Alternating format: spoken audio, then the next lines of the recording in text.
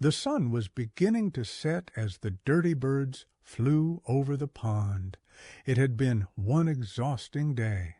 Between dealings with the fox, the bear, Lenny, and the swarm of bees, carrying the heavy coffee mug seemed to be the toughest task of all. After flying for miles over the forest and the pond, their wings felt like they were made of stone. "Let's take turns carrying the mug until we get home." Halfway across, they attempted another exchange. This time, they dropped it. The mug tumbled through the air and then into the water.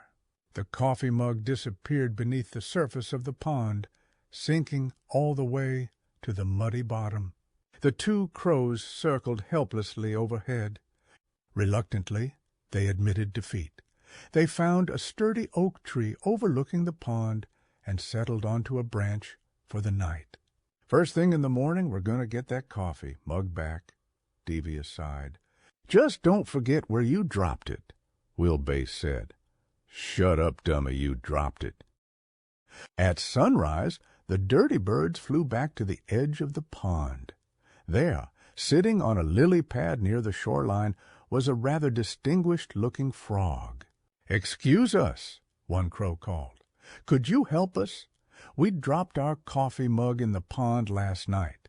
"What in the bloody hell are you two carrying on about?" "Our mug is at the bottom of the pond." The frog blinked. "And what in the bloody hell is a pair of crows doing flying over my pond with a coffee mug?" "It's a long story." "Another thing, you two don't belong here. This is a rather distinguished pond. We don't typically have birds flying household items across it. Frankly, it sets a dreadful precedent." "You're not going to help?" "Absolutely not. Now listen carefully, because I shan't repeat myself. You two simply don't belong here. So kindly take your coffee mug and get the bloody hell out of here." With that, leaped off the lily pad and disappeared into the reeds without another word. The dirty birds watched him leave. What a jackass! As they flew around the opposite side of the pond looking for another idea, they noticed an unusual little beaver lodge. Outside sat the hairiest beaver either crow had ever seen. He wore a pair of round sunglasses and quietly listened to old records spinning on a record player. The crows exchanged puzzled looks. They landed nearby. "Excuse us, we accidentally dropped our coffee mug to the bottom of the pond. Would you be willing to help us retrieve it?" The beaver smiled warmly. Without saying a single word, he stood up, took off his sunglasses, and disappeared into the water. The crows waited by the beaver house for what felt like hours. They nervously watched the water. Then, suddenly, the beaver emerged holding the coffee mug high above the water. "You found it!" shouted the crows.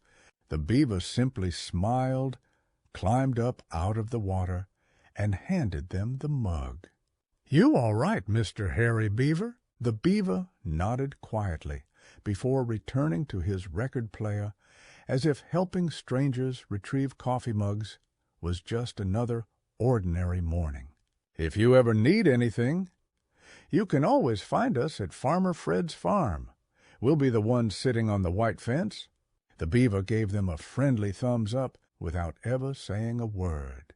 With the coffee mug safely back in their possession, the dirty birds spread their wings and took to the sky once again. This time, the trip home felt much easier, and soon Farmer Fred's farm was finally in sight.